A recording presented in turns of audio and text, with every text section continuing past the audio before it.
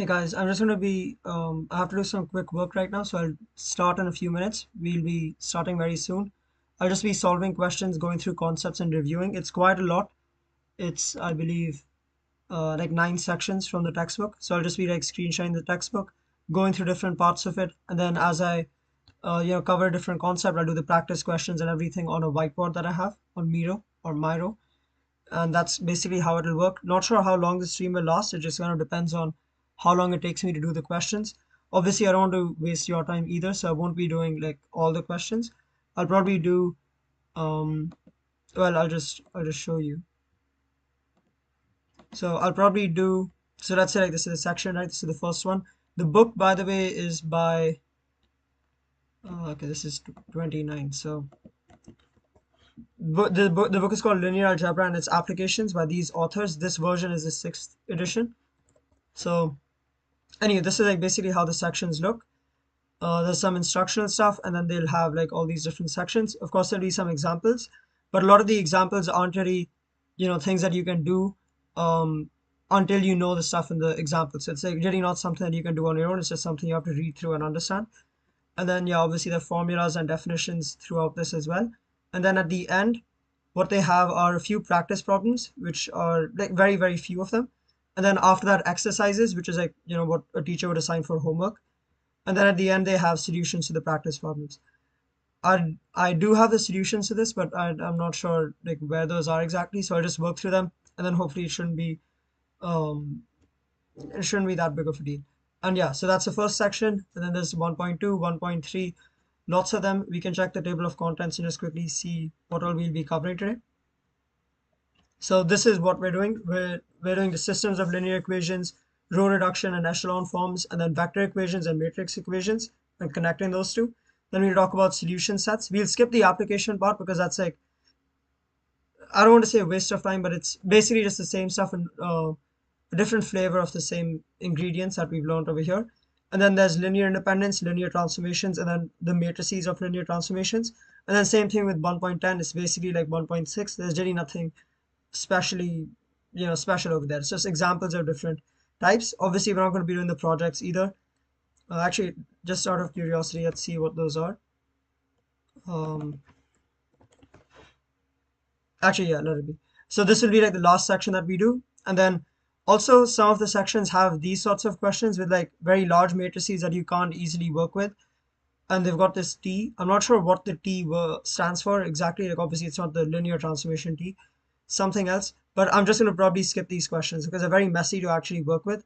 And I don't have a calculator for this. So as opposed to this, if we have like um, something like this, I mean, it's very easy to figure out these questions, but I just want to give an example of a matrix that's easier to work with. So yeah, something like this, for example, right? Like it's much easier to work with. It's got smaller numbers and like just compare it to this, right? This is extremely complicated. Okay, give me 1 minute, please. I'm just going to mute.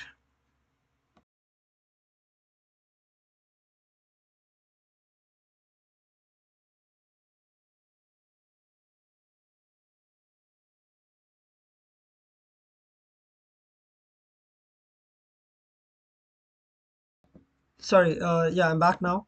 So I don't understand componendo or dividendo. So like I don't know what that is, but let's go ahead and get started. So I think it was 29 where the first page is.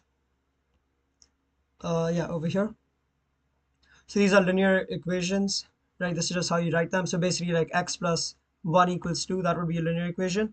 Throughout the book, instead of like x, y, and z, they'll just use x1, x2, and x3. So even when you're graphing stuff, it's similar to that. This is a system of equations, so it's not x, y, and z like you usually see, but x1, x2, x3. And again, like I mean, this is mainly my own review thing, so hopefully it's of use to you as well. But the primary purpose isn't going to be to like explain everything in the book because I don't know everything in the book, and I just have to practice for my test. So if there's something that makes sense to me or that like doesn't seem important, I will just skip over it. Okay, matrix notation. So to augment a matrix, you just put in all the coefficients. If there's like no coefficient, that means it's a zero. So obviously just put a zero there, and then um yeah, and then when you're so this is just like the regular coefficient matrix. And if you want to augment it, you just put like a dotted line or like a line on the side, and then you put in the values of each equation. So it'll look like this. Yeah, in my class I just put a line because it's easier, but I guess in this book they don't do that. The dimension or the size of a matrix, I think it's size, dimension is probably something else. The size of a matrix is just the number of rows, so that will be 1, 2, 3 by the number of columns, so 1, 2, 3, 4. The number of elements in total will be m times n, right? Just because it's just a rectangle, right? Matrix notation will simplify. Okay, yeah. So to solve a linear system, you bring it into reduced row echelon form. So you can solve it with elimination on your own, right? Like just like the regular way that you would with equations. But then, and I've never really understood. I mean, I guess with this chapter, I'm beginning to understand why it makes more sense to do it with matrices sometimes. But you can do it perfectly well just using this. Yeah, and basically they're just doing elementary row operations on the matrix over here and simplifying it down. So you can divide this by 10 now, and then you'll get like 1, negative 1, 1. I'm not sure what they're doing here instead. I think they're, oh, okay. They just multiplied the second row by negative 10 and added that, which would give you, yeah, I mean, that's probably better actually. I think it might have been smarter to divide by 10 first, so it's easier. But okay, this entire section is like kind of easy. I'm just going to skip ahead to like to the questions.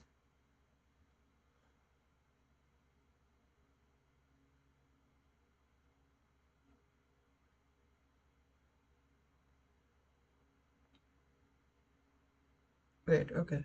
What does it mean to be row equivalent? They're row equivalent if there's a sequence of elementary row operations that transforms one matrix into the other. Row operations are reversible. Yeah, okay, all of that makes sense. Existence and uniqueness. If the system is, so consistency is like if there's a solution, and then uniqueness is how many solutions there are. So, oh, yeah, so sorry, Deb, in the chat over here. I understand that you are fried. It might be a little difficult. So we're just going to go ahead and kind of build up from the basics. I want to make sure that you're empowered and you can really succeed in this class. Oh, oh, please. Lütfen. 1 second.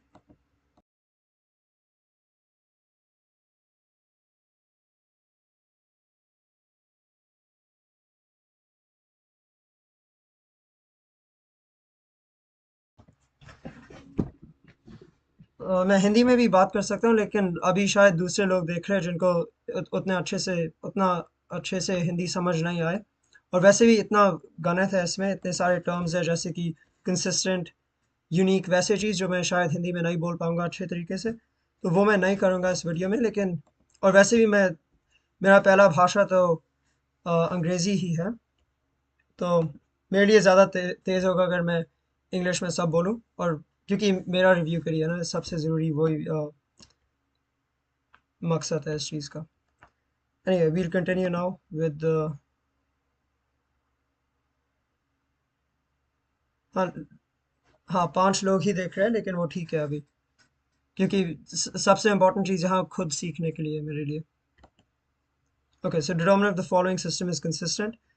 You can just set up the augmented matrix, and then after that, so set up the augmented matrix by putting in all the coefficients on the left over here, and then the rightmost column is just 8, 1, and 1, just like the values to each of the equations. And then these are the elementary row operations. They're interchanging rows. They're doing linear combinations of them. Negative 2 times row 1 and row 3. And they're able to find 0, 0, 0, 15, which means that it's inconsistent. Yeah, okay, inconsistent. So I think we're done with this now. There's really nothing else. Let's do the practice problems over here. We'll skip the first one because that's kind of like not really interesting. Let's just do this instead. So I'll screenshot 3 and 4, and then we'll solve these. Okay.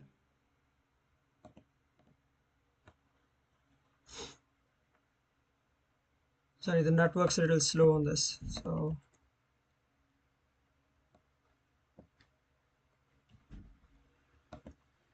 Okay. Yeah. So the first one, instead of just plugging it in and checking, we can just actually solve the system and see how that goes. Actually, no, it's probably better just plug it in and check because it's not going to be a neat system to solve. So plugging it into the first equation, we get 5 times 3, so 15 minus 4 minus 8, sorry, minus 4 again, equals 7, and that's not true, right? Yeah, so, oh no, sorry, that is true. What am I saying? So this works. Second one is negative 6 plus 24 minus 18 equals 0, and that also does work. And the next one is negative 21 plus 20 plus 6 equals negative 7. Um, that's incorrect. So it doesn't satisfy the last one, so it won't work. So the answer is no to this, I think. For the second one, let's check. We wanted to be consistent. So, okay, well, yeah, that's not too bad then. So if we just make the matrix, it'll be 2, negative 1, negative 6, and 3. We have h and k. We can do 3 times row 1 plus row 2, and then replace this with row 2. So now we've got 2, negative 1, and h. And then over here, when you go ahead and do it, you'll get 3 times 2 plus this, which is 0, negative 1 times 3 plus 3, which is 0. And then over here, you get 3h plus k. Now, 3h plus k, because this is a 0, 0, because this is a 0 row, 3h plus k must equal 0. So this is the only condition that you have. The h over here doesn't matter. It can be anything because it's just 2x1 minus x2. This can be anything.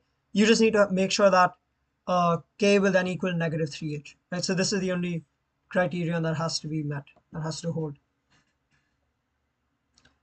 Okay. Find the point x1, x2 that lies on the line and on the line. So here you just solve it. Here you would, okay, well, these are all very easy. So let's find something a little bit harder.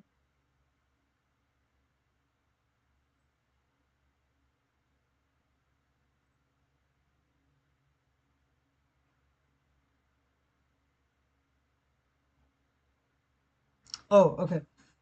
Um,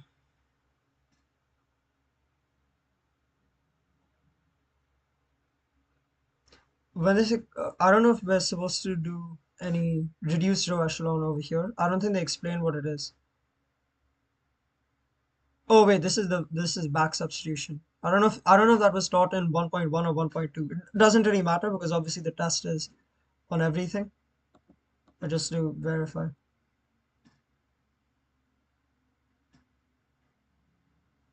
Thank you, UK. Good night to you as well.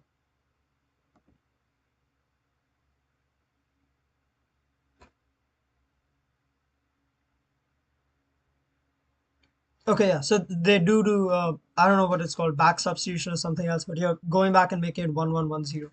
So okay, let's just go ahead and do that for. We'll do it for 7, 8, and 9. I mean, actually, there's not really much to do here. Looking at 7, these are all augmented matrices. So in 7, because there's a 0, 0, 0, 1, there's really nothing that can be done. That's just inconsistent. Same thing over here with question 9, because you've got a 0 row at the bottom and then a 4. That can never happen, right? So that's also inconsistent. 8 will be consistent. So let's just go and solve it fully. Shouldn't be too difficult because it's like, it's not a, they've already done most of the work for us. We just have a little bit of work left, but it'll be good practice. So let's do it. 1, 1, 2, 0, 0, 1, 7, 0, and then 0, 0, 2, negative 2. It's very messy, but I'll fix it. So, okay. We can do row 3 over 2 and exchange this with row 3. This is just a notation that my teacher likes me to use, so would want me to use. And then, so this becomes 0, 0, 1, negative 1. Now we can do negative 3 times row 2, sorry, negative 7 row 3 plus row 2 and exchange this with row 2. And this would give us, and actually we can also just do negative 2 row 3 plus row 1 and exchange that with row 1 as well, right? That will clear the 0 over there. When we're doing -2 and -7, this is just going to go to 2 and 7, right? So just make sure we multiply this side as well. The entire thing, entire equation has to be multiplied. So in this case, it's going to be 1, 1, 0, and 2. This is going to be 0, 1, and then this is going to be, I think, 7. Oh, sorry, this is going to be 0, and this is going to be 7. And over here, of course, we just have the same thing. All we have to do now is subtract this row from this row, which will give us 1, 0, 0 on top. So negative R2 plus R1. This is what we're going to put in place of R1. So that's going to give us 1, 0, 0, -5.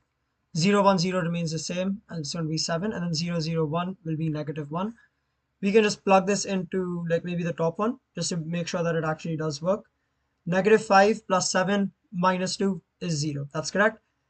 And yeah, okay, that should satisfy everything. And then remember, 7 and 9 are both inconsistent because of the 0 rows. Okay, let's also do 10. I didn't see this one, but it's the same like type of thing. I'm guessing 10 is also going to be, is going to have some solution, right? There's no 0 row. Yeah, no 0 row. Let's work this out. So this row is fine. We're fine with this row already. This one is good. This one is good. So we just need to do these two.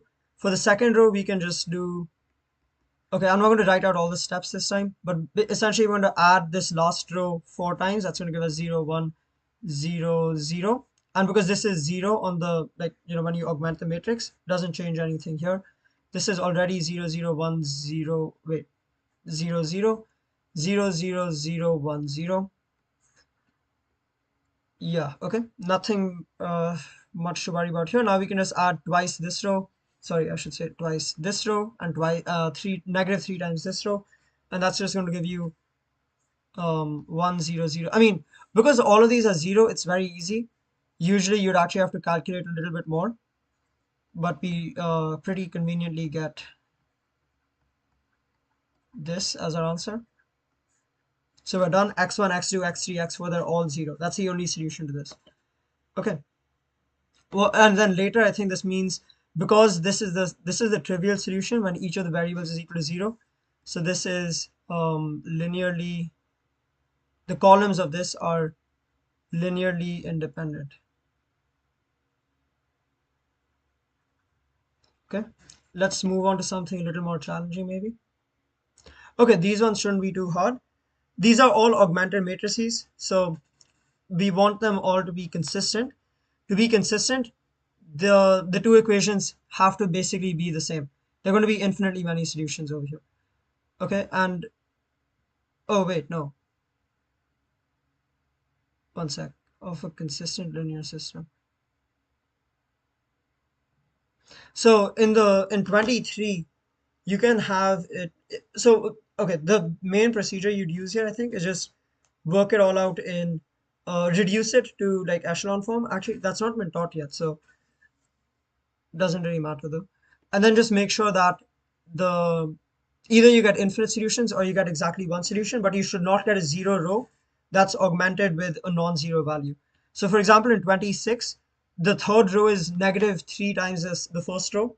So h should be -1/3 as much as 5. So -5/3. If h was something like 10, that obviously would not work, because then the first equation times -3 should equal 5, but it would instead equal -30. So that won't work. So 26 is all h except, sorry, the only value over there is -5/3. For 24, I think any number should work over here. Yeah, any number should work. If h is equal to -2, then there are infinite solutions, because then it's just, yeah, if h is like -2, then they're going to be infinite solutions because they're just scalar multiples of one another. There's only one equation over there essentially with two variables. But if h is anything else, then I think the solution would be x2 equals 0 and then x1 equals -3. So, okay, we did that. Let's look at these true or false questions. Actually, no, let's skip those.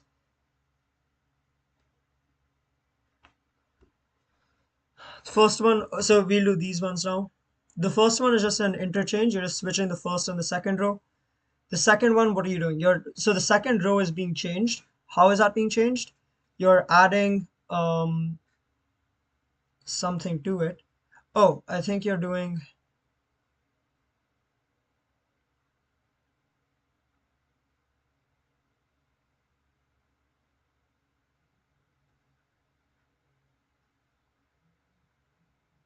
hmm.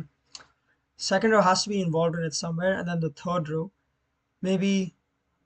Oh, it is twice the second row minus the first row. Or no. Minus the third row. Actually, no, that's also off. Okay, I'm not fully sure what this one is then. But it's something, it's like some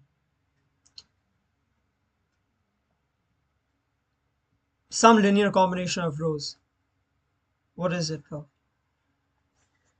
Negative 2, and then you're going to 1. So you can multiply that by 2, that'll give you 12. And then, so negative 4 and 12. And then the next one is negative 5 and 9.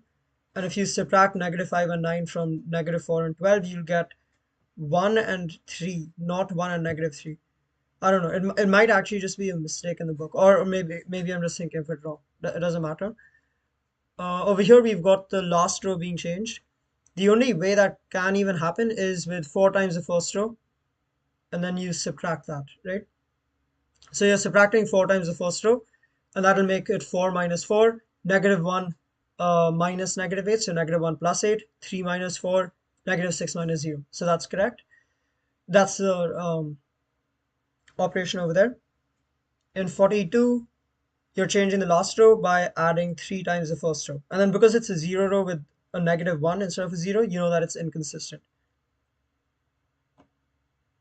I did this question. All you have to do is believe, yeah, like 1 would be 10 plus 20 plus t2 plus t4. 2 would be 20 plus 40 plus t1 plus t3. And then after that, all of them divide by 4. And then that will give you your final answer. You just make like a large matrix and you solve it from there. Actually, why waste time? Like, we can actually just do this one. It shouldn't be too hard. Okay. And then after this, I think we'll call it a day with this section because it's an easy section anyway.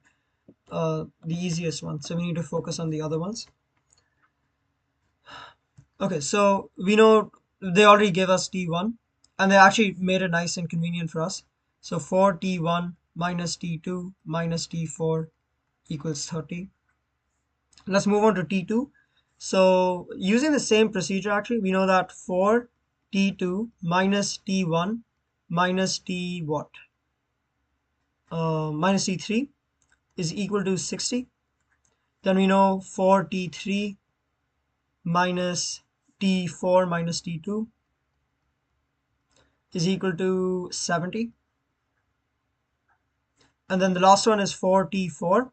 We're going to be subtracting t1 and t3, and it's going to be 40. Okay, so we're good to go with this. Now we need to make it an actual matrix and then solve it, right? So to do that, we need to make sure that it's like, let's just make the matrix. So we'll do that over here. I shouldn't have zoomed in so much. I mean, zoomed out so much. Anyway, 4, then negative 1, then it's a 0, and then it's a negative 1, right? Because the t3 term would be the third column. This is 30. Over here we have 4, over here we have 4, over here we have 4.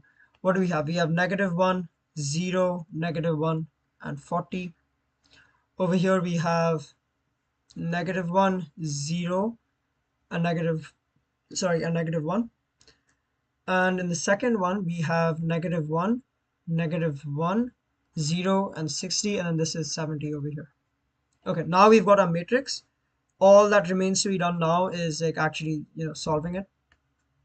So let's see. I'm not going to write down all the steps. I'll just, try to simplify it a little bit. So we can begin by multiplying this one by negative 1 and switching it with the top row. Actually, yeah. Okay, so we're just going to switch some rows around. We're going to do -1 or like negative row 4 and switch that with row 1. That's allowed because you're basically multiplying by -1 then switching. So it doesn't really matter. We're going to also interchange row 2 and row 3. Okay, let's see what we get now. So the top one is just going to be 1, 0, 1, -4, and -40. Now we interchange the middle two rows. We can drag that down here as well. Now we interchange these, so we get 0, -1, 4, and -1. And then over here we have -1, 4, -1, 0. I'm unmuted. Yeah, okay. So then obviously if these are getting switched, these also have to get switched, so don't forget that. And then what do? We can multiply this one by -1 as well, right? So without wasting space, I'll just do it here. Plus, minus, plus, minus. Over here we can add on the top row, so that would make this 20. This would become 0. This would remain 4. This would also become 0. Nice and clean. And this would become -4. So 0 and -4. And then this would be 60 minus 40. So that's 20. We can now just divide by 4. Right? So this will become 5. And then those will become plus and minus 1. So just do that. 1, -1, and 5. So we're done with this. Not really much we can do there yet, but we'll find a way. We can now what do we want to do? Okay, we want to eliminate this, right? So we can just do subtract row 2 from this row. So okay, wait, is this 70? Yeah, that's 70. So this will become 75. No, sorry, we're subtracting it. So it will become -65. This will become 0, this will become 4, and this will become -2. So 4 and -2 and 0. And this will become -65, I think. Yeah, okay, that looks good. Uh, Maybe it's wrong, but I don't know. Anyway, now what do we do with the last one? Well, we would like to clear out the 4, right? So let's do that by subtracting 4 times that. And then that's going to go and give us, oh, okay, so that's 160. So this is now 190. So that's a lot more. Subtracting 4 times the first row. So this is going to be 0, this is going to be -1, this is going to be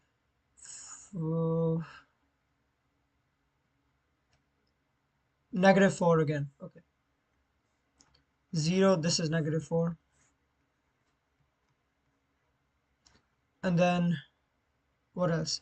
Oh, -4. So that's minus -16. So that's just going to be plus 15.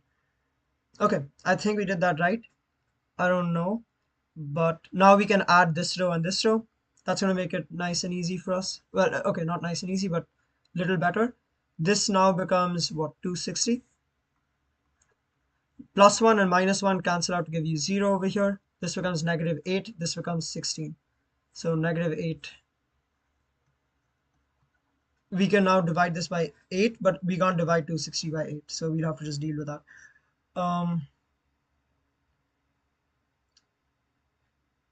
65 times 4 is this. So that could be useful. We can, okay, wait,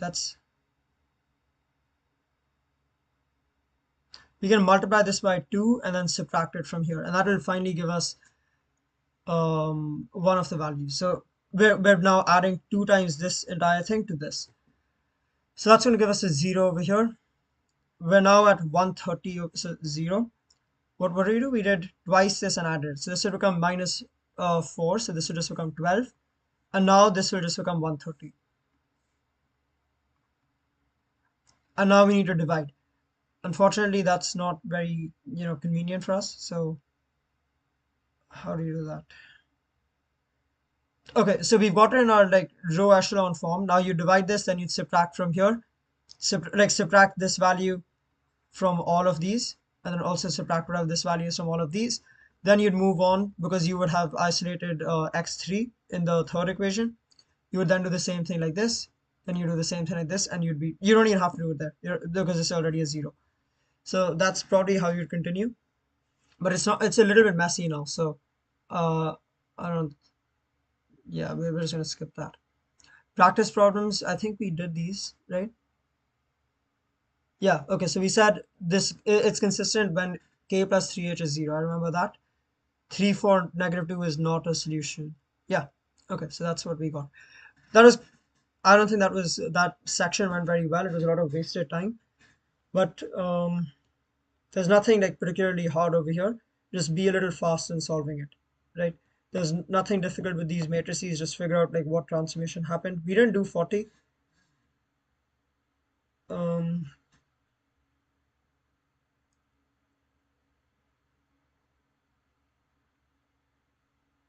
yeah, I don't know if maybe there's like a mistake in it or something.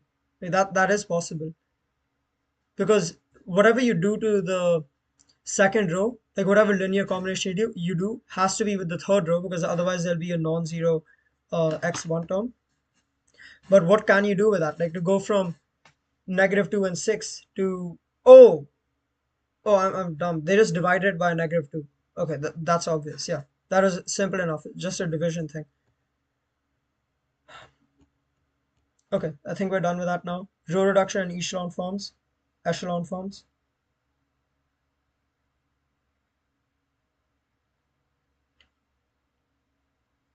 So all non-zero rows are above any rows of all zeros. So the zero rows will always be at the bottom.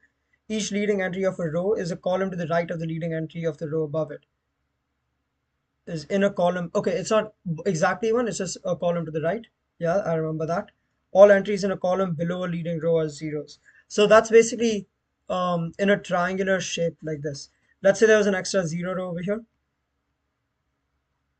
That would have to be at the bottom. That's the first criterion. Second criterion is what is it? It was that they're all to the right. So the leading term here is in the first column. Here it's in the second column, third column, fourth column. You could also just have maybe this could be a 0, right? So the leading one here would be here, and then this would basically you'd work with these rows, cancel them out, and get a 0 row. But the idea is that you don't have to have this column have a leading term. This column can maybe just not have any leading terms, which are called pivots, I think. If a matrix in echelon form satisfies the following additional conditions, then it's in reduced echelon form or RREF. Each leading one is the only non-zero entry in its column. The leading entry in each non-zero row is 1. Okay, so now when we're thinking about reduced to echelon, this is echelon form. We want to go to, this is row echelon form. We want to go to RREF. For that, you'd have to do what I was saying earlier. Like you would divide this by 12, and that would give you 1 as you need. Then you would well, you would cancel this row and bring it down to 0, or the other one. Like one of the two would go down there as a 0 row. You would then have to go up and clear all of these because the leading term should be the only term in the row. And in the end, like something in row reduced to echelon would look something like this. Like this is the identity matrix, so it would look like this. But you can't have like an 8 over there because then you would have to do minus 8 times this, clear that out to a 0 because everything above and below a leading term should be a 0. Is that correct? The leading entry in each. Oh, sorry, that's for columns. So it is still possible to. So over here, the 8 is not possible, but let's change it very slightly. Let's say we had a matrix like this with 1, 0, so 1, 0, 0, 0, 0, 1, 0, 0, 8. This is possible. Well, no, I mean, you'd switch these two. So you would interchange them and get up to this. This would now be in reduced to echelon because the leading zeros, so the 0 rows at the bottom, the leading terms everywhere are 1. Those are the only elements in their columns, meaning you've cleared out everything above and below. Over here, you can't clear out the 8 because there's nothing to like clear it out with, right? Like you can't do 5 times or 8 times this column and then add it with this or subtract it from that.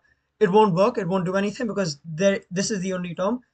And at the same time, it's not a leading term. So it doesn't have to be a 1. In fact, it can't become a 1 unless you divide this row by 8, which obviously will ruin this one. So this would be reduced to echelon form.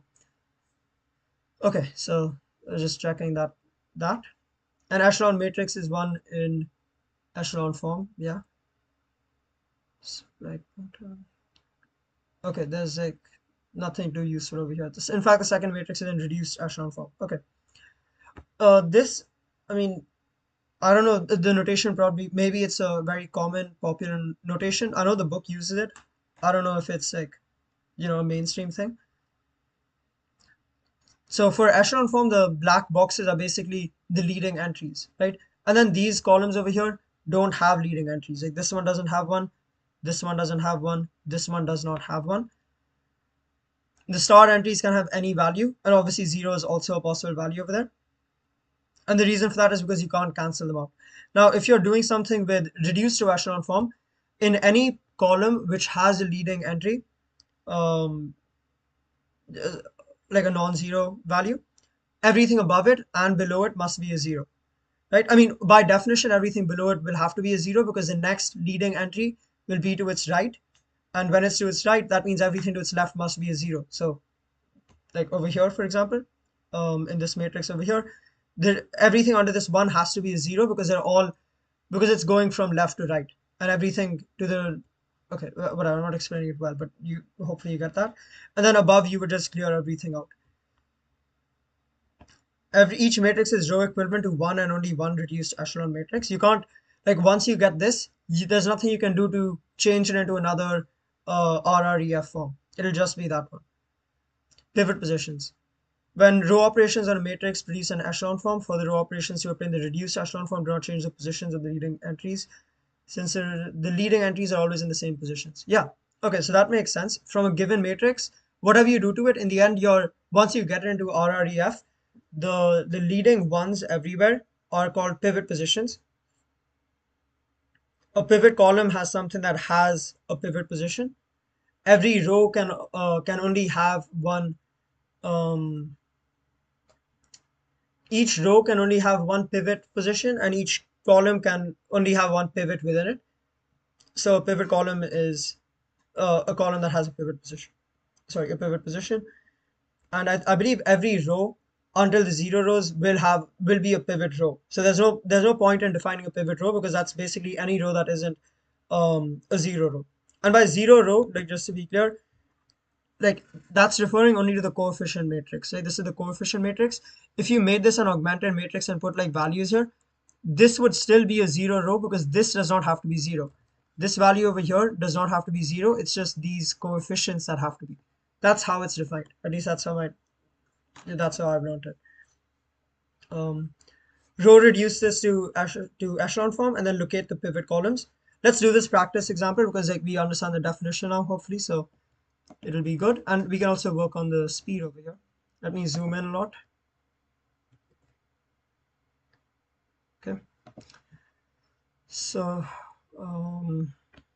let's see what we have. So obviously we can't have that one on top because it's we want the leading zeros to start from left to right. So we're just going to interchange the first two rows, but we'll still start like this.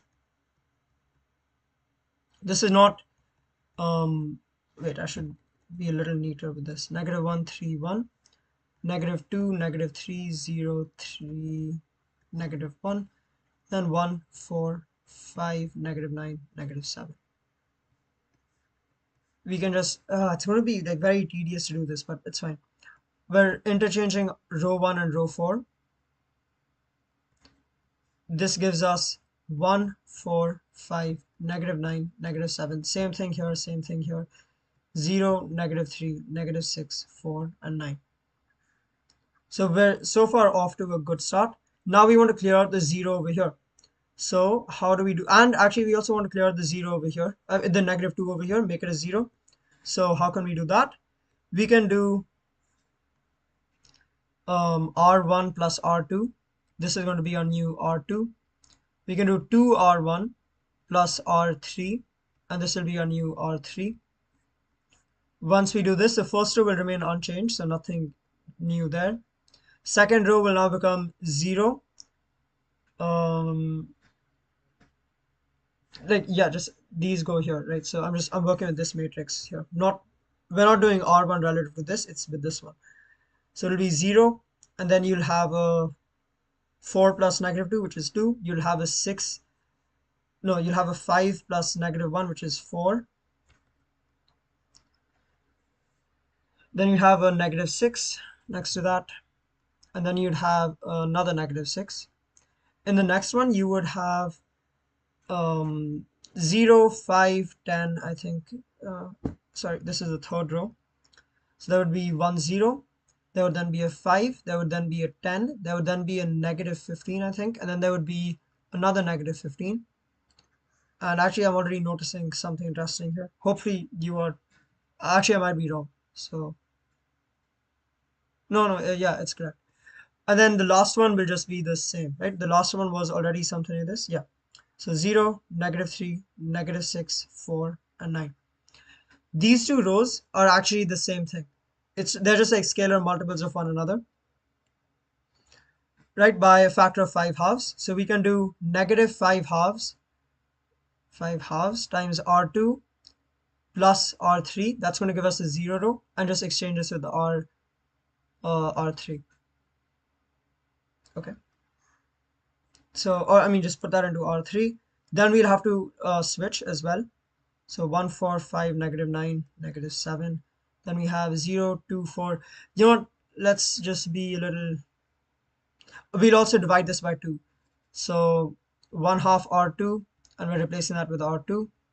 So that gives us just 0, 1, 2, -3, -3. This is now a 0, 0, 0. So we'll also just switch that and put that at the bottom. And now this one comes up. So 0, -3, -6, 4, and 9. This is a 0, right? Yeah. Okay, so we're getting a little closer now. I think what we'll get now, I mean, okay, we don't need to, they just asked, I think, for the pivot positions. So we don't have to solve the entire thing. It's actually better to just do it like this. Obviously, this is going to be a pivot column because we've got a pivot right here. This one will also be a pivot column. Sorry, this will also be a pivot column because there's a 1 over here. Right now, what about this one? Will this be a pivot column? Well, to clear the -3 over here, which we have to do, we have to do 3 times this row and add it on, right? So when we do that, we're going to get 3 minus 3 and 6 minus 6, both of which become 0. And then you get -6 plus 4. Sorry, no, -9 plus 4, which is -5.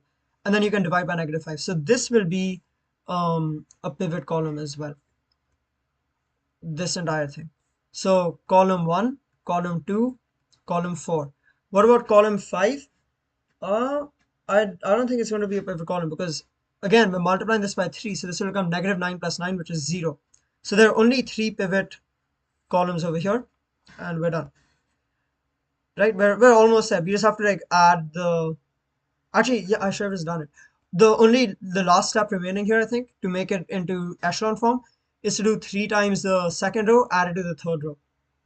And actually, we can do that. Like I just don't want to copy the top part, but it would become the third row would become 0, 0, -5, 0.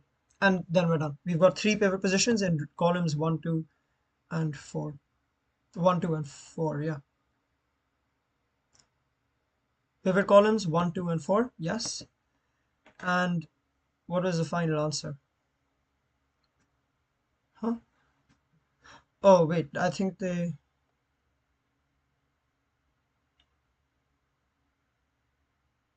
Oh, okay, yeah. So they did get the same thing. I was looking at this matrix over here. I think this is their original one. And now they're just looking at the pivot columns again and the pivot positions. A pivot is a non-zero number in a pivot position that is used as needed to create zeros. The pivots were 1, 2, and -5. Huh? The pivots in example 2 were 1, 2, and -5.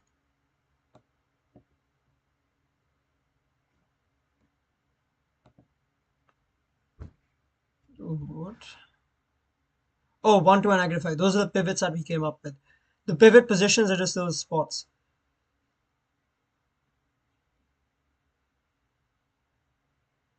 Okay, yeah, I mean that's the makes sense. I just didn't know what they were saying. I got confused with this.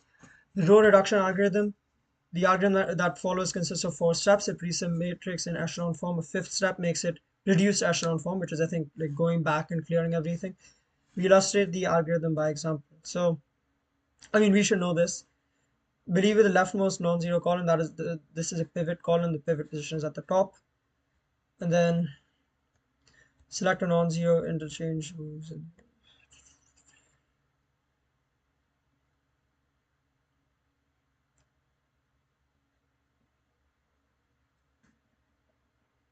Okay, yeah.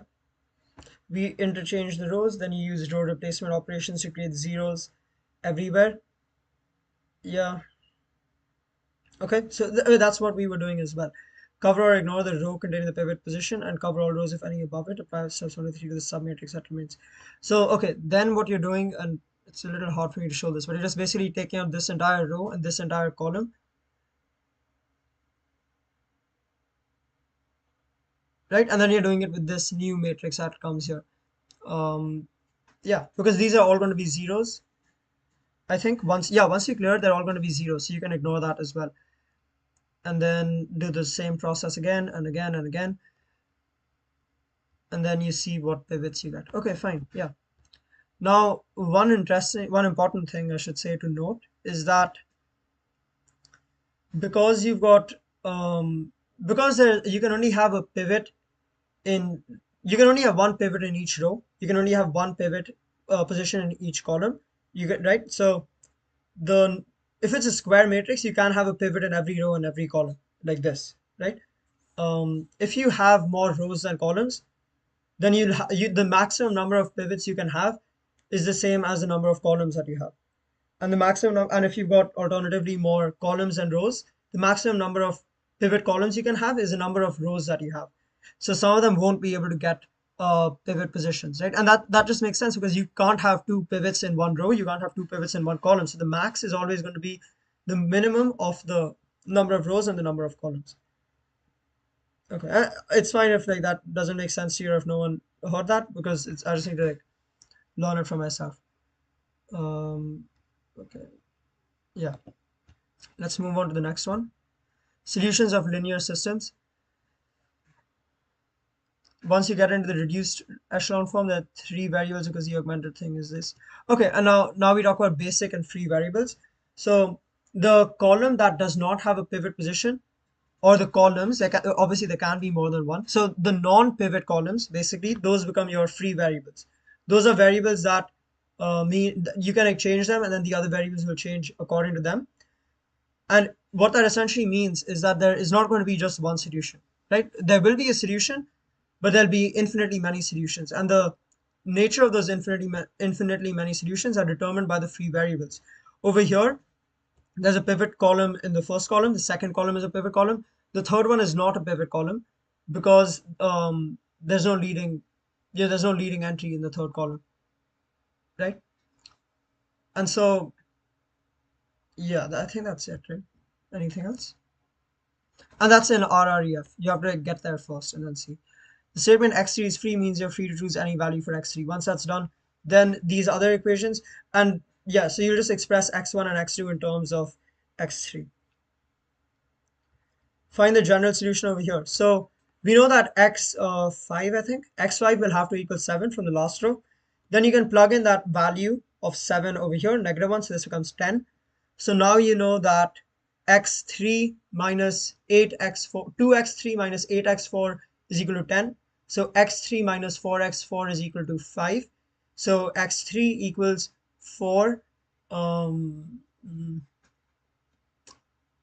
Sorry, wait. Yeah, x3 equals 4x4 plus 5. And you're done. So x3 equals 4x4 plus 5. Yeah, x2 will also be free because there's no pivot in that position, right? The 6 follows a 1. Otherwise, there should have been something over here. And so that's also going to be free.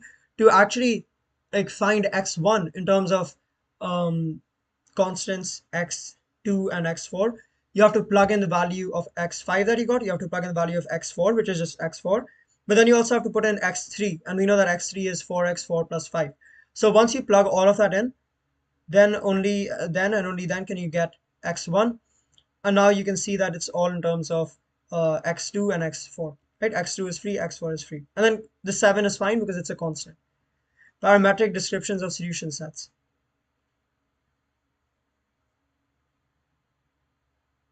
Okay, we could treat, so you can change it. Like if you just look at these, you can rewrite this and make it x4 equals x3 minus 5 over 4. And then you've now made x3 free, right? In a way. And then you can just say that x3 is free instead of x4. Then you'd also have to change this, obviously. So there's more work to be done, but you can do it in any way if you want. The way that it's typically done, based on what the book is saying, is just that the columns without the non-pivot columns are the ones that correspond to free variables. Yeah, the free variables are the. Huh? Oh no, no, sorry. Those are always the free variables, and you parameterize the entire solution set in terms of them. Okay, sorry, that was a little lengthy, but let's see. Back substitution. That is a program will solve equation 3 for x4 in terms of x5. So that will give you x4 equals 4 plus x5. Then substitute that in, substitute that in, substitute that in. Our matrix format for the backward phase of the row reduction, which reduces this, has the same number of arithmetic options. The discipline of the matrix format substantially reduces the likelihood of errors during hand computations. The strategy is to only use the reduced echelon form to solve a system. Okay, fine. So that's the good way to do it. Take it to reduced row echelon form because it's simpler like that.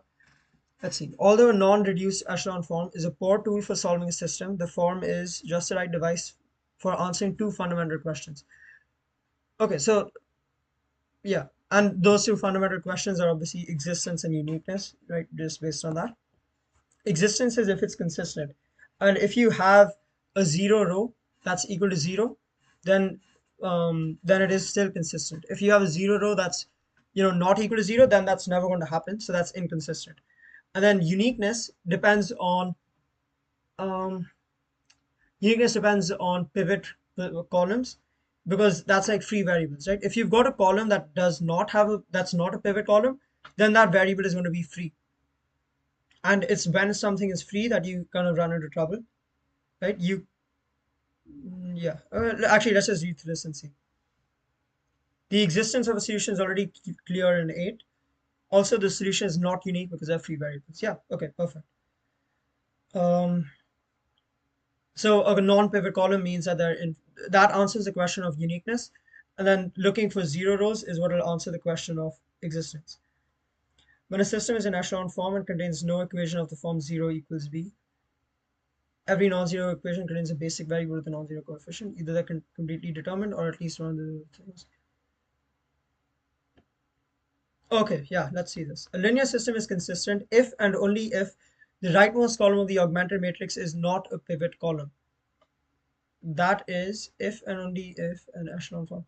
Oh, okay. So I don't like the way they've described it here because my teacher said like not to do it like this, but they're saying essentially the same thing. If you've got a zero row and like the augmented part of that zero row is not zero, then that's inconsistent. Otherwise, it's consistent. And if it is consistent, then either it can be like uniquely consistent with just one answer, like x1 equals something, x2 equals something else, etc. Not something else necessarily. Or you can have infinitely many solutions. And that arises when you've got at least one free variable, meaning at least one non-pivot column. The following procedure outlines how to find and describe all solutions.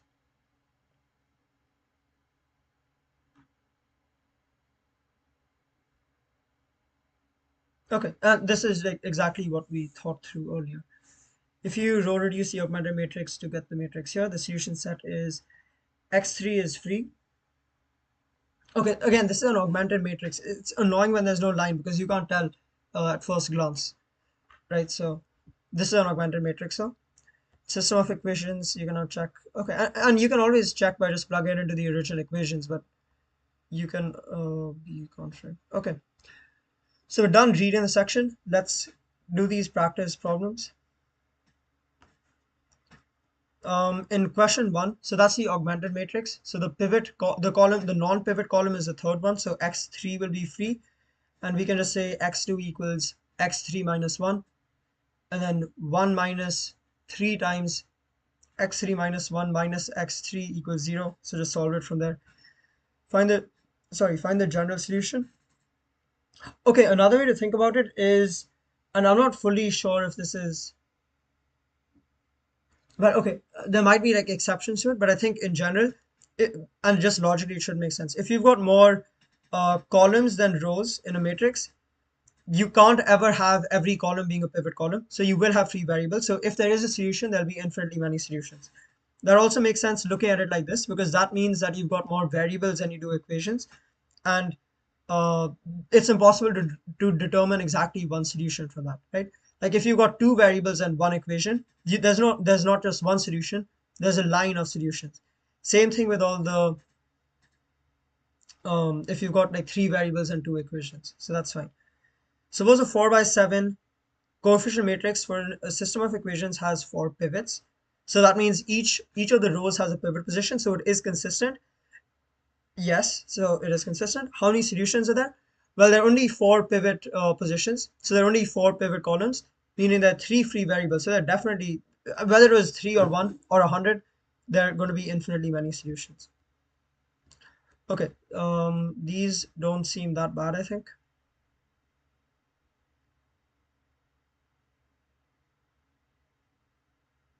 Yeah, okay, we got this correct. We'll do these questions in a bit. I have to have lunch now, so I'm going to take a quick break, and I'll just put it on be right back. I'll mute and then I'll be back soon, so we can continue with this section, and then hopefully we'll try to make some good progress, move on to the next ones as well. But right now I'll just be muted. So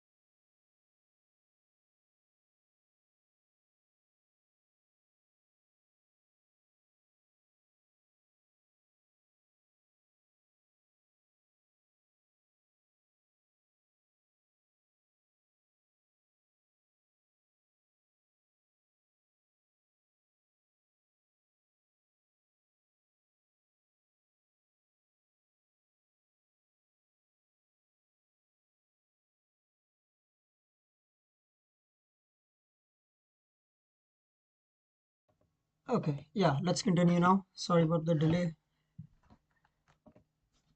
Unmuted. Right.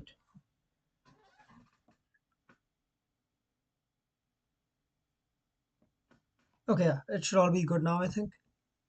So let's continue. I think we just finished chapter section 1.2, and now we're going to do the questions. So yeah, okay. Going up over here, determine if the system is consistent. If the system is consistent, determine if the solution is unique. Okay, so each of these are wait,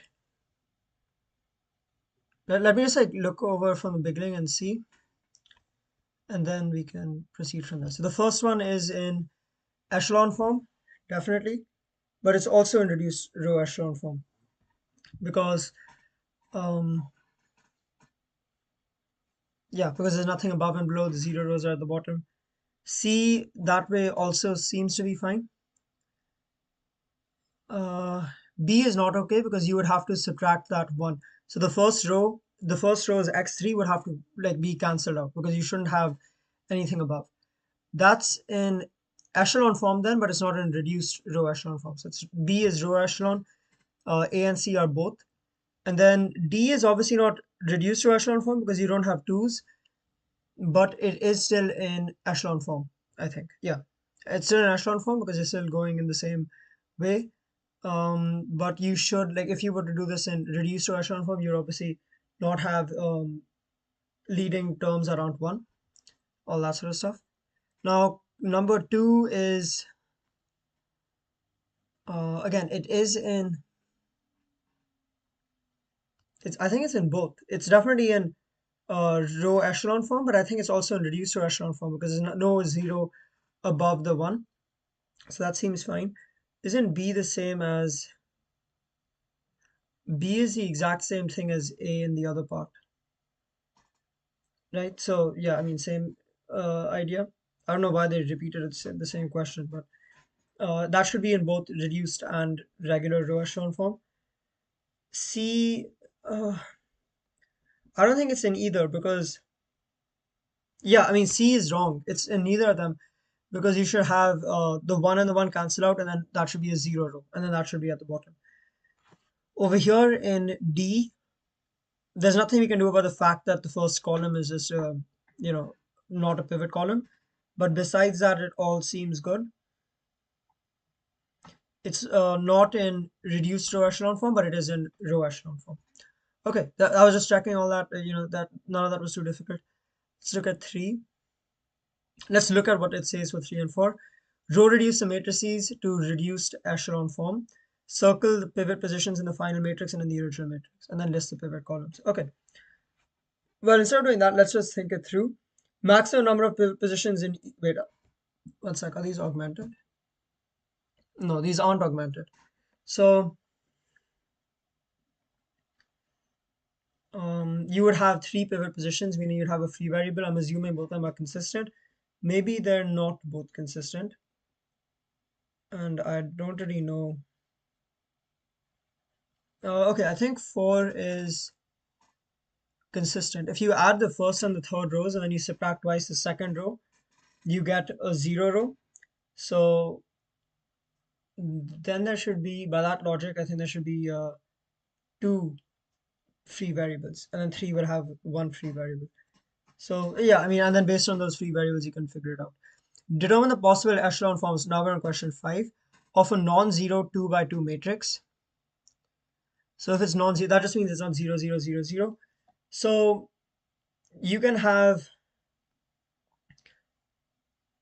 yeah, I mean, there. Okay, let's just write it out and see because this is kind of interesting now.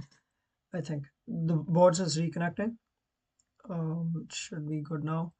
Let me make sure I'm unmuted and everything.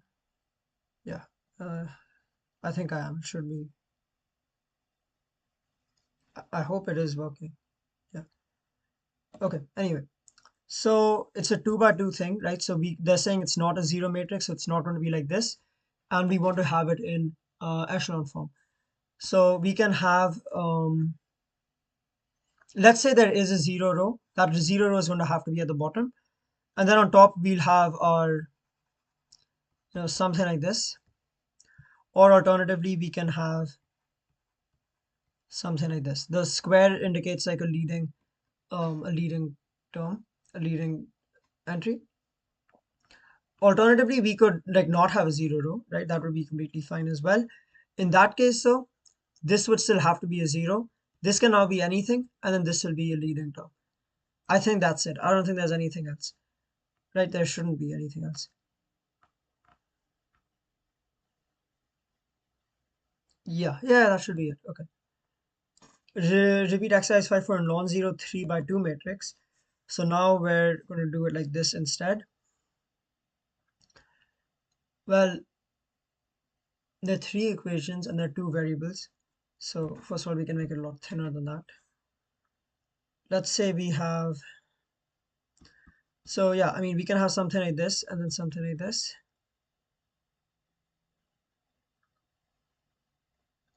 And we can have a zero row, but then this will also have to be zero and this will be leading. We can have two zero rows. I didn't think of that, but obviously that's also a possibility. And the thing is, if we've got two zero rows, we can also just have this be a zero, so an entire zero column. And now this will be our leading entry. After we consider these, we can also think about, okay, what if there are not two zero rows? What if there is one zero row, but now this one zero column as well? Actually, no, that won't be possible. You can't have this without having this be a zero as well. So, and that's already obviously been covered. That means we've covered um, all zero rows, all things with one zero row, two zero rows. There can't be three zero rows. So now we look at no zero rows, but I don't know if that's actually possible. So, I mean, yeah, we could have something like this, right? This can be anything. And then,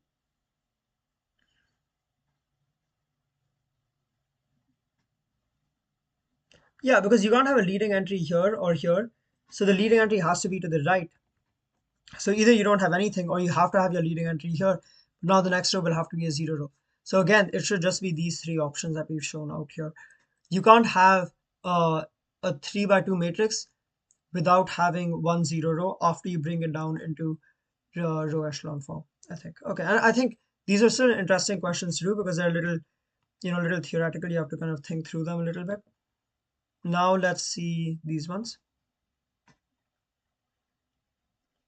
So it's the same idea as what we were looking at before, right? You're just finding the solutions. So let's look at 11, 12, and 13. Maybe do two of them. We'll do 13 and then maybe 11. Actually, just looking at it, 11 looks like it is three equations that are identical. They just scalar multiples of one another. And so there's really nothing significant over there. And we can just, yeah, so the only leading entry, the only pivot column over there will be the first one. So the other two are both free variables. And so we can just say 3x1 equals 4x2 minus 2x3. So x1 equals 4 thirds x2 minus 2 thirds x3. That's it. And that's like all the solutions for 11. So we already worked that out. Where are the pivot positions in the other ones? We can, I think 12 has a pivot. The first one is a pivot column. Third one and fourth one are pivot columns. So x2 is going to be free. And over here, the zero row doesn't really change anything for us. But we now know that the x1, 2, 3, 4, 5, x5 is going to be free. And we also can say that what is it? X5 is free, x3 is free.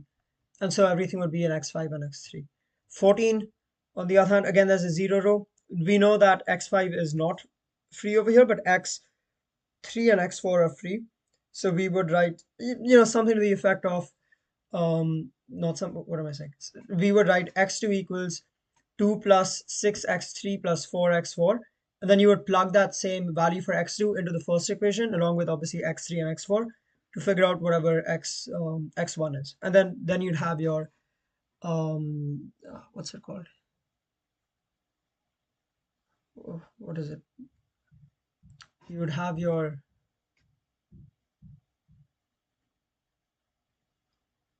what's the term? One second, let me just find it. Oh, you would have your parametric solution. Yeah, sorry, I don't know why it slipped me there. Slipped my mind that. Write down the equations corresponding to the. Okay, I don't want to do these. Okay, so just determine if this system is. One second. These are all. Huh? Suppose each matrix represents the augmented matrix. Okay, these are all augmented matrices. The first one should work because that's just row. That's in reduced row echelon. No, sorry, that's in row echelon form, but you can move it to reduced row echelon form. And then B will not work because you're saying the zero row corresponds to a non-zero augmentation. I don't know the name for that. I don't know what it's called. 20 should be fine because it's basically 19, except you've got a zero row at the bottom, and zero rows are completely fine. B is also fine. You will have infinitely many solutions, so it's not unique. Yeah, actually, this is kind of easy, right? You just all you have to do is look for the pivot positions. So in B, for example, you would not have you have infinitely you have it would be inconsistent. 20 would be consistent with one solution. 19 would be consistent with one solution. B would be consistent with infinitely many solutions. Let's do 21 and 22. Let's do it in our head though. For 21, because we know that 2, 3, H is 2 and 3 are half of 4 and 6, we know that H will have to equal 3 halves, right? So we're done with that. For 22 though, the only value that does not work for us is negative 15, right? Yeah. So the only value that won't work is negative 15 because then you'll get a 0, 0 and then 3 or negative 3. I don't really know. Yeah, you'll get like a 0, 0, 3, 0, 0, negative 3, which is not a 0, 0 row, like a 0 row with a 0 in the last column as well. Okay, let's try these. 23 and 24, H and K. So if we want no solution, we want there to be a 0 row and then nothing there on the other side, right? So that would mean something like um, H equals 2 and then K is not equal to 8. Yeah, yeah, but I don't know why that took me long. And then similarly in 24, oh no, and then for a unique solution, you could do something like K can be anything and then like just make H1. That'll also work. That's for one unique solution. And if you want many solutions, meaning infinitely many solutions, you have to have H equals 2 and then K equals 8. And that'll give you, because that'll give you a 0 row equals 0, right? Meaning essentially there is no, the second column is not a pivot column, so it's a free variable. Okay, similarly now 24, if you want there to be infinitely many solutions, you take H equals 3 and K equals 6. You take H equals 3 and K is not equal to 6 if you want no solution. And any other combination of H and K will give you one unique solution. True and false. Okay, let's try these. In some cases, a matrix may be row reduced to more than one matrix in reduced echelon form. Reduced, no, not with reduced echelon form because it's always unique for the same matrix. The echelon form of a matrix is unique is not true because you can like just scalar multiply any one of them, right? And so the reduced row echelon form of a matrix is unique, but just regular echelon form is not necessarily unique. I mean, it's just not unique. Sorry. The row reduction algorithm applies only to augmented matrices or linear system. I don't know what the row reduction algorithm is. I'm guessing it's you should be able to do it with anything. But no, the row reduction algorithm is just to find the augmented the reduced row echelon form, I think, or just find some echelon form. So this should be false. 27. 28. The pivot positions in a matrix depend on whether row interchanges are used.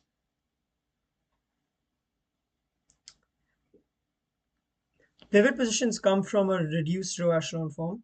And just to get a reduced row echelon form, you might have to do interchanges, but there's always going to be only one, so it should not depend on whether row interchanges are used or not, because the row interchanges themselves depend on whether it's necessary or not to bring it into reduced to echelon form. So that's not like some extra variable. It's just there's one exact row reduced. There's only one RREF for each matrix. You're just getting into that. So row interchanges, whether you do them or not, does not matter. You're just getting to your RREF, and then from there you can take the pivot positions.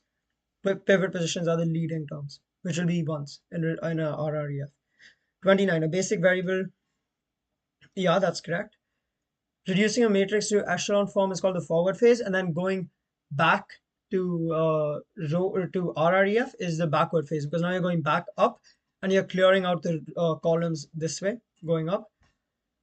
So 29 is true, 30 is also true. I think I might be wrong with the terminology, so don't take me for my word there. 31, finding a parametric description is the same as solving the system. Um, okay, this is a kind of a technicality. I don't know how they're defining these because I didn't like read it that thoroughly, but I think so, yes. Finding a parametric description of the solution set means you've found every possible solution that works, meaning you've solved the system, right? That's how I think about it at least. Whenever a system has free variables, the solution set, no, it's the opposite. If you have free variables, you do not have a unique solution. Wait, what does it mean contains a unique solution? Like this should be false either way, because if you have you could have free variables, but you might just be inconsistent, so you won't contain a solution at all, or you could have infinitely many solutions. The only thing that can't happen here is that it's consistent and has exactly one solution. That cannot happen. If one row in an echelon form of an augmented matrix is this, then the associated linear system is inconsistent. Yeah, because you're basically saying 0x1, 0x2, 0x3, 0x4 together are 5, which is impossible. It has to be 0.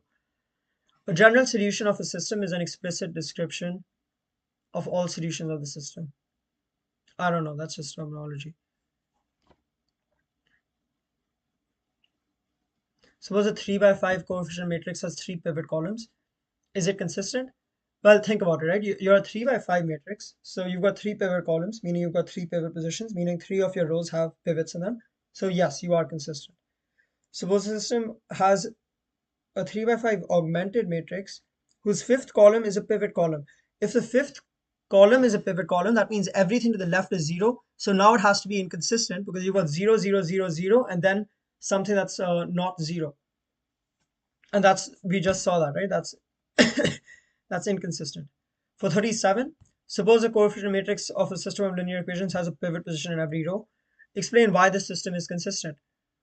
Because now you can do the backward part of the row reduction algorithm, find an RREF, and that RREF is going to give you exactly one solution to each of the to every variable. Wait, no, it will not give you exactly one. It will give you at least one, because you could still have free variables in this case. So there will be at least one solution. You might also have free variables that give you more than one solution, meaning infinitely many solutions. Suppose a coefficient matrix of a linear system of 3 equations in 3 variables has a pivot in each column. Well, now there are no free variables, so all of them are basic variables.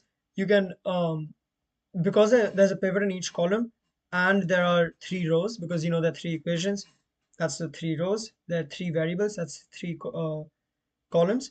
There's a pivot in each column, meaning it has to be the like 1, 1, 2, 2, and 3, 3. So the top left, the middle, and the bottom right elements will all be that, and so that means you can take it to RREF. If you can bring it into RREF and there are no free variables and all that stuff, it'll be unique. But I don't think that's good enough an explanation. So let's think it through a little more. If that's the case, you can immediately find the value for x3, right? Because it's 0, 0, x3 equals something. You can now take that value, back substitute into the second equation, and now you have x1 is 0.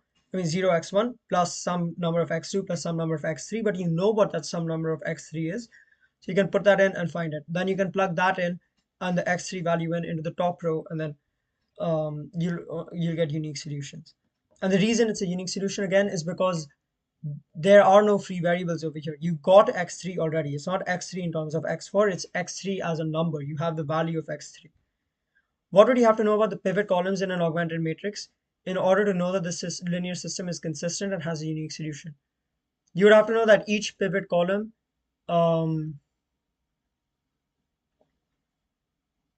okay, you'd have to know that each column, um, except for the last column, is a pivot column, right? I think that's it. I mean, I don't get it. Yeah, that should be it. Um, Also, you would have to know just generally that you need to have um you have to be a little careful because you need to make sure that every row does have a pivot as well. So if you've got more rows than you do columns, then it will not be consistent. But I'm assuming it's already made properly. Okay. System of linear equations with fewer equations and unknowns is sometimes called an undetermined system. Suppose that such a system happens to be consistent. Explain why there must be an infinite number of solutions. If it is consistent, that means every row has a pivot position, meaning there will be the number of rows amount of pivot positions, but that has to be less because of the way we read it, has to be less than the number of columns. That means there will be some columns that are not pivot, that do not have pivot positions, so then non-pivot columns. And if it's a non-pivot column, there is no solution to that variable. That variable is going to be free. Because as a free variable, that means as you like modify that, the other variables will change, generating infinitely many solutions, whether you've got one free variable or any number. Give an example of an inconsistent undetermined system of two equations in three unknowns. So we can just make it on a, let me write this one out. So what is it? It's a 2 by 3. It's two variables in three unknowns. So that'll be, because it's an augmented matrix, that'll be 2 by 4. We want it to be inconsistent. So we can just make, okay, rather than this loads, I don't know, I'll read on. Just make the bottom row 0, 0, 0, and then something that isn't 0, right? So it can just look like this. And then over here, you can have like anything. You can have 1, 1, 0, 4, right? And this will meet those criteria. It's an inconsistent, undetermined system of two equations and three unknowns. And then this is the augmented matrix for that. Oh, maybe they wanted it written like this. So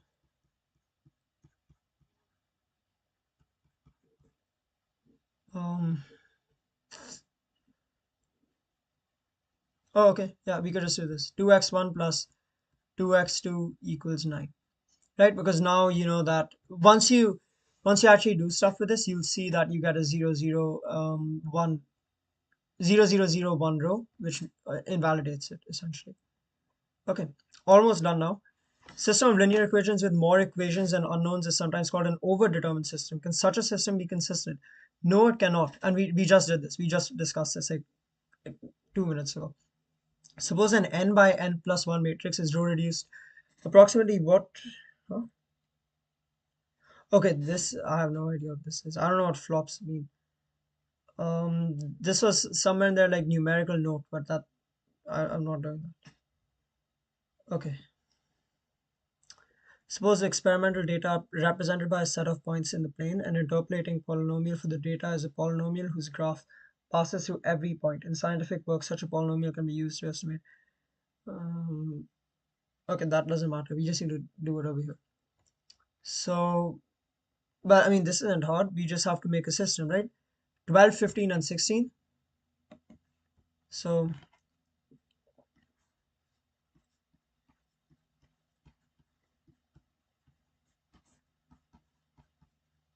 one sec. What is it? 12, 15, and 16. Yeah. So let's actually just solve this now, right? Penultimate question. Actually, this is probably the last question we do because this one has a T. And I think the T's are, oh, okay. Exercise and mark with the T are done in the matrix program, which I don't have and I won't obviously have on my test. So I'm not doing that. Let's see, we can do negative R1 plus R2 with R2, negative R1 plus R3 for R3. So the first one remains the same. Second one becomes 0, 1, 3, 3. Third one becomes 0, 2, 8, 4. We can now divide the second one, and at the same time, actually, yeah, let's just do that. Sorry, the third one. And what does this give us? Well, 1, 1, 1, and 12 remains the same. That's not going to change. Second row is not going to change.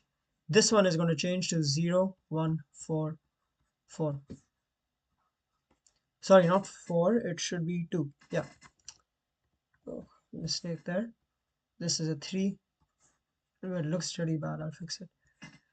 Now we can do negative R1, sorry, negative R2 plus R3 and interchange that with R3. 1, 1, 1, 12, 0, 1, 3, 3. And now we're subtracting that, so we get 0, 0, 1, negative 1. Now, what is this? This is our echelon form. Now we want to go up to reduced row echelon form, RREF. So we'll do negative 3R3 plus R2 and exchange that with R2. And we will also do negative R3 plus R1 and put that in place of R1. So doing the first one, we get 1, 1, 0, and 13.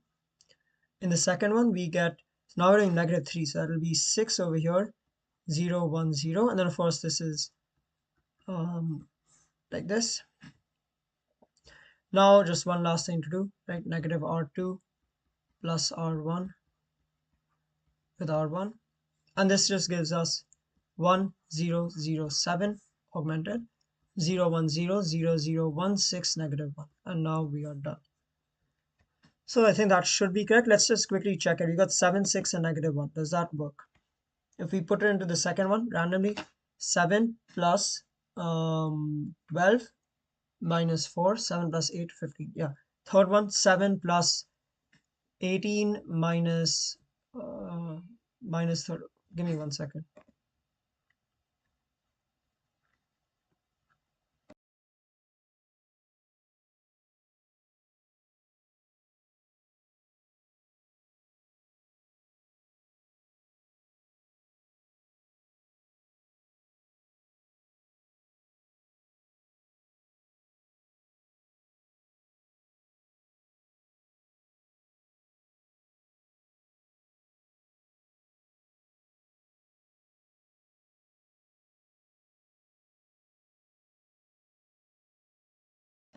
Okay, sorry about that. Let's continue now. I think that's correct. And then if we, so wait, what is I saying?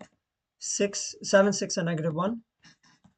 So that would be 7 plus 18 minus 9. 7 plus 9, 16. Perfect. 7 plus 6 minus 1 works for the first one. Yeah, so that's correct. With that, we're done with this entire thing. I think we did these questions already. Now we can move on to vector equations. Matrix with only one column is called a column vector, simply a vector. Examples of vectors with two entries are this and this. Okay, so this is just basic vector stuff. You can add vectors component wise, you can subtract vectors component wise, and then you can do scalar multiplication just by multiplying each of the components by the scalar. So 4u would just be 4, negative 8. Negative 3v would be negative 6 of 15. And if you add them, you'd get negative 2 and 7 just by adding 4 and negative 6, negative 8 and 15. This works as another notation, but you can't do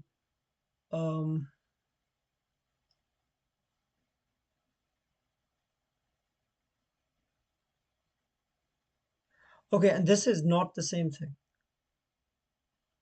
because the shape of a matrix actually matters. Okay, that's so you can't write it that way. You have to that would be a matrix instead, which is not okay.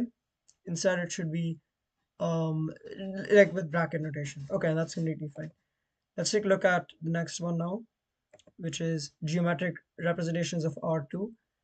R2 is just a plane, so consider a rectangular coordinate system. So R2 is all real numbers for x1, all real numbers for x2. So in total, you're going to have a plane, right? You can have It's like an xy plane, but x1, x2. The geometric, sorry, the geometric visualization of a vector is often aided by adding an arrow.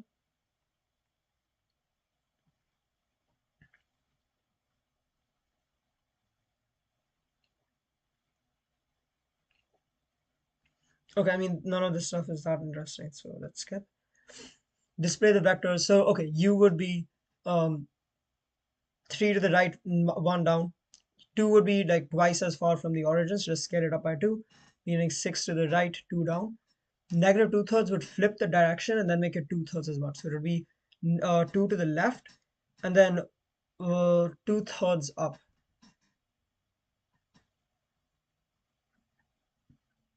Okay, now it gets interesting. So R cubed is basically like a space. It's like X, Y, Z, but with X1, X2, X3. Yeah, and that displayed in figure X. So that's kind of what it would look like. Vectors in Rn, now that's like even more dimensions, right? That's now n dimensions. And so you can't visualize it. But the zero vector would just have every single component being zero. Number of entries in zero will be clear from the context. Yeah, completely makes sense. The quantity of vectors in Rn and the operation of scalar multiplication are defined entry by entry. So it's all the same ideas, but it's just a little harder to visualize this. The operations, yeah. And if you want to add them, you still add them component wise. If you want to do scalar multiplication, that still works the same way. Linear combinations. Given vectors v1, v2, vp in R of n, and given scalars c1, c2 through cp, the vector y defined by this is a linear combination because you're taking a combination with different like weightages of v1 through vp. And so all of these work. And the zero vector is always a linear combination because there's no rule that says c1, c2 through cp can't all be zero. So that they can themselves make the 0, 0, 0, 0 set. Um, Figure 8 identifies selected linear combinations. Okay. And I believe you would be able to yeah, I mean you would be able to generate any point on the in R2, meaning the XY plane or X1, X2 plane, using these two. And the reason for that is because they span R2. I think that's the next topic here.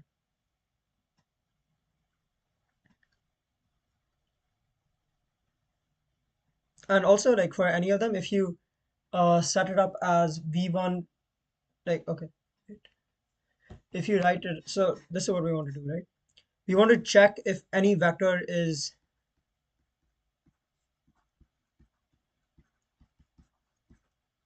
we want to see like does B belong to the set of linear combinations of V1 and V2, right? So to do this, we just want to find weights. We just want to find C1 and C2, right? Do they exist? To do that, what do we need to do? Well, that's going to be, so we have a matrix with V1 and V2 times C1 and C2. And we want this to equal B, meaning, meaning that we want to solve this augmented matrix. V1x, right now, oops, V1x, V1 x1, x2 until v1xn, and then same thing here, v2x1, v2x2, v2x3, something like this. And then we're doing b1, b2, b3, right? And so you're solving this now, right? Just solve, is it consistent? That's the question. Is it consistent? Because if it's consistent, you will have a vector. You will have a set of c1, c2, c3, right? And so we're done. These, by the way, are just the components. They're equal. Over here we wrote it as a vector with the little hat, but these are those are all the components. Like when you expand the vertical vector down, the column vector, right? So we're done. Let's take a look at this one now. So example 5, negative. Okay, here I'll just copy it down. 1, -2, -5. So we're doing the exact same process here. And then we're doing 2, 5, 6. And we want to see if it works with 7, 4, -3. Is 7, 4, -3 a linear combination of these? Nice and easy little system. But keep in mind that it cannot have, okay, the only way it can be consistent is if you have a 0, 0, 0 row. Like a 0 row that's equal to 0 as well. So let's check. We want to do 2 times R1 plus R2 and exchange that with R2. This time, because these aren't zeros, I mean, always you should be doing it, but just because they're zeros, it actually matters. You have to make sure to also multiply this by 2 when you're doing it, right? And so 1, 2, 7 stays the same. Now over here we get 18, over here we get -3. Over here we get 2 times this. So what is that? Oh, and then actually we can also do 5R1 plus R3 like this, right? So that way we clear this out as well. Then this would not be -3 any longer. I shouldn't have written that. It will instead be 32, I think. And so this will become 9. And when you multiply it by 5, it becomes 0 and 16. What do we have now? Well, we can multiply, we can just, okay, these are the exact same thing, right? So we can do 16 over 9 times this.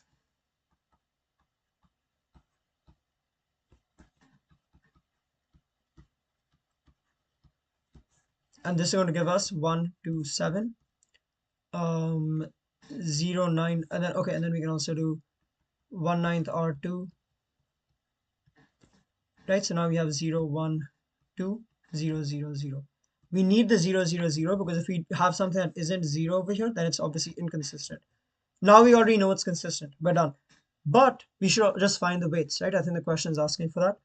So now what do? We do -2 R2 plus R1 and exchange that with R1, which gives us 1, 0, 3, 0, 1, 2, 0, 0, 0, meaning C1 equals 3, C2 equals 2, and we're done. Now we can verify that, right? What if we take this first one multiplied by 3, multiply the second one by 2? We get 3 plus 4 is 7, -6 plus 10 is 4, and -15 plus 12 is -3. Perfect. Yeah, it works.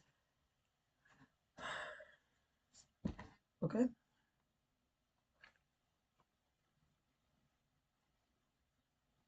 And they got the same thing as us. Perfect. Yeah. Observe and exemplify that the original vectors are the columns of the augmented matrix. For brevity, write this matrix in a way that identifies its columns. Yeah, and again, same thing. This is an augmented matrix, so there should be a line over there. It is clear how to write this augmented matrix immediately from vector equation 1 without going through the a vector equation has the same solution set as the linear system whose augmented matrix is this. In particular, B can be generated by a linear combination if and only if. Yeah, and that's exactly what we just saw, right? You can write, this is just another way of writing it. You're basically multiplying the matrix formed, the matrix with columns that are the vectors, a1, a2 until through an, and then you're multiplying that by x1, x2, xn, and you're looking for a solution, right? Obviously, you can have a simple solution like x1 equals 0, x2 equals 0 until xn equals 0, but you might have some other set of weights, and you want to just see, can B be formed by a linear combination of the columns of A? And that's, well, yeah, that's what the formula is saying as well. Okay, so we're done with that. Let's see what we have now. One of the key ideas in linear algebra is to study the set of all vectors that can be generated or written as a linear combination of a fixed set. So now it's like, now we're kind of considering not just one B, but it's thinking about what are all the B's that belong to kind of the set of linear combinations. And the set of the linear combinations is known as the span. The way we say it is the subset of Rn spanned or generated by V1 through Vp. So one sec. Yeah. Okay. So V1, V2, Vp. You write span, and then in brackets you list them all out, and then it's called the subset of Rn span by V1, Vp. Yeah. Okay. So that's it. You're just checking. can you use a linear combination of v1 until vp to come up with this vector? If you can, then it belongs to the span. And asking whether vector b is in span amounts to asking, yeah. So same exact thing. This is just generalizing the idea of being a linear combination to all the things that are linear combinations, and then you call those span. Span is a set, so it's all the possible vectors. And building on that, the zero vector has to be in the span, right? Because you will always satisfy this equation regardless of what your v, whatever your v vectors are. You can just take x1 equals 0, x2 equals 0, xp equals 0, which is perfectly legal. And by doing that, you will always generate um, the zero vector for b. So the zero vector b will always belong to the span of anything. Um, okay, now there's a little bit more here about span, and then after that we're almost done. So I actually have to go now. I think my mom needs my help with something, or actually I have to do some work which I forgot to do. So I'll um I'll pause the stream for now, and then later I might. Yes, sorry Manoj, I'm just seeing your message. It is, I mean, I don't know if it's recorded, but you will be able to see the everything on the stream. I mean, everything in this stream you'll be able to see later on as well if you want. So yeah, I think that's it. We'll take a quick break now. Actually, I'll just end the stream now. I don't want to like waste you guys' time. So I might resume this some other time. But that's it for now. We've done one and a half